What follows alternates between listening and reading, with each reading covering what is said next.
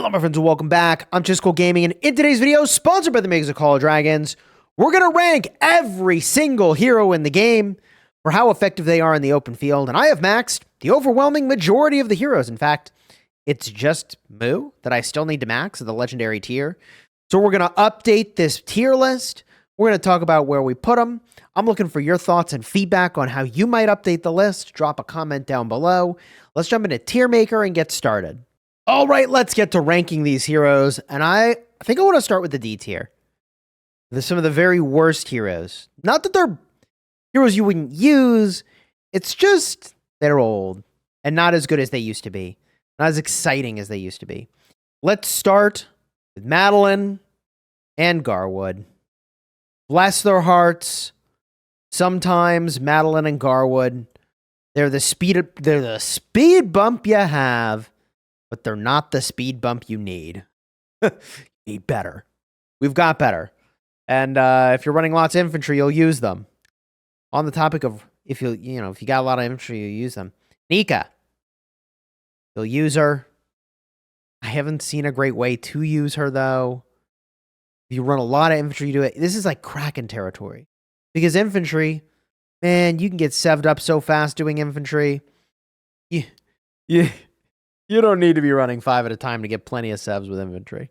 I fill that hospital real quick. Similarly, let's talk about the Gathering legendary, who people love, but like, we're just going to leave her here. I know you can debuff with her. I know debuffing is cool. If you want to do something with mages, I believe that you can do it. Drop a comment with your best combo with this hero. All right. And two others that go here are Ferondel and Theodore. I don't know why. Maybe I'm just a bozo. Actually, I know for sure I'm just a bozo.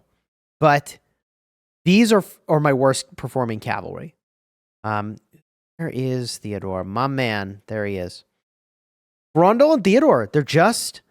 I honestly do not know why. They just seem for me to perform worse than all my other calves. I have the Oath of the Storm Peak maxed. I have it red. It's exemplar. They're my worst performing cavalry. It is what it is. All right. Now, when we jump up to the C tier, the reality is that although I would avoid going for the D tier, you'll use some of these heroes for sure in the D tier. Like when I run 5 cav marches, Rondell and Theodore, they are dutifully departing from my city to participate. But I'm going to put some heroes that in the right composition can be very good, like Thea and Hosk. But overall, they're just not as good as some of the other heroes you can bring to bear. You've got Nico, who does a cool defense break, but capitalizes on the defense breaks other people have deployed. And I'm a little mixed on this one. Bahorn is really versatile. You can use him with a bunch of different troop types, but I don't know, man. I've not been too thrilled with his reports of late. I was excited about him initially. Everybody else hyped him up. And I'm like, I'm not getting the kind of results. If I'm honest with myself, I'm not. Similarly, long gone are the days of Sin Frey. Not that you can't do great stuff with them, but compared to the other heroes we're going to put on this list, I think they're here. Tohar also goes in the C tier, along with Thalia. I think they're fine, but they're not the most amazing single-target mages, and they aren't technically designed for the open field anyways. So we're going to put them down there. On the topic of cavalry that are better, by the way, Bakshi and Emrys can still produce really sick 25 to 40k merit reports pretty consistently. I think they deserve to be up here. Skogul is good, but you know, there's other stuff you can do with your Goresh that's better than pairing with Skogul. We'll get there. Magro, pretty decent in the open field. Danfell, pretty decent in the open field. But they're too DPS-y. They're more like bruisers. So for that reason, I've not been getting quite as good results as other things that need to be able to just run in and soak a ton of damage before they go down. Need to dish their damage out by doing counterattacks, a.k.a. Goresh, who we'll get to. Sybil, quite good. I don't think I'd rank her higher for open field, but quite good. Kanara, also quite good. Like right up there. Honestly, maybe even in front of Sybil here. She has a huge amount of staying power. You get her early, and Kanara will last you a long, long time. Kanara with Hosk can do some really nasty stuff when a bunch of enemies are low and you counterattack them out. Actually kind of gross. And I think I want to put Bertrand somewhere in the middle of all this. He's pretty versatile because he can, he's an open fielder that can pair with lots of different heroes. But I think we put him in the middle. He doesn't have AoE damage, which is his downfall. All right. Now, this brings us to, at the A tier, this is the big dogs. I'm going to put the Gen 4 Infantry up here. Really, really good. Well, one of them. Okay, the other one, you'll see in a minute here. Let's put Fulgrim in this category. Really strong. I want to put Moo up here. In the right composition, people keep telling me she's totally nuts.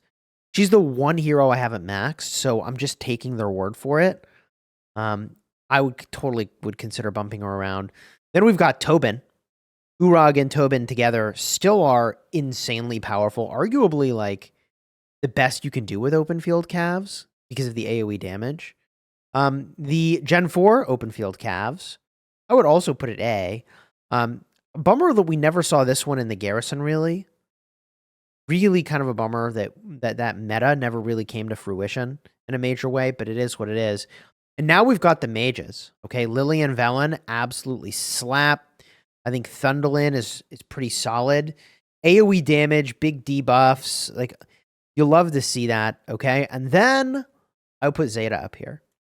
Now, I don't think she's in the S plus or S category, but she's great. And the thing about Zeta is that she's the reason that the crossbow really fires off well. And Mag's A crossbow is like one of the actual just slam dunk best investments in the game. The best you can do in the open field. It's so crazy. In fact, I'm putting Magred in the S tier. Like, you knew before you clicked into this video that I would do this. 100%, no questions asked. Absolutely disgusting. Kuma, I think, still goes in the S tier. I shouldn't say still. He now goes in the S tier. He's new. But the big dog does what I want. He debuffs a bunch of enemies and makes himself more tanky. That was the thing that Infantry kind of needed to do. And they do it really, really well. Lets him soak damage. Urag, big AoE damage. When I reach for powerful cavalry, I think he's still a cut above because of his AoE. And then Goresh, I think, still honestly deserves to go in the S tier. And weirdly enough, although you can pair the Gen 4 inf together and the Gen 2 inf together, so keeping the generations with each other, when you mix up those generations, baby, you mix these two together, actually kind of a crazy infantry combo.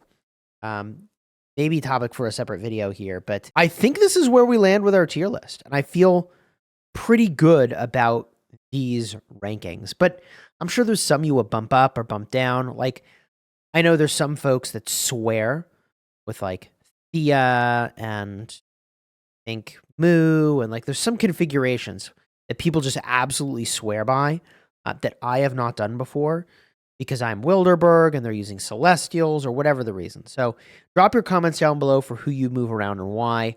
At the end of the day, like, I'm going to use whatever heroes I need to use to run 5 marches at a time of the troop type that I'm trying to run. And, number of marches on the field is in and of itself just a huge advantage. So on the one hand, yes, you want to go for the heroes that are stronger. On the flip side, there's still a ton of value to every hero in this list because you're going to want to have 5 marches of each troop. You enjoyed the vid, throw a like on your subscribe. Click the card in the end screen. If you're looking for my latest Call of Dragons vids, I'll have those there. And until next time, you have fun smashing your enemies. Take care, everybody.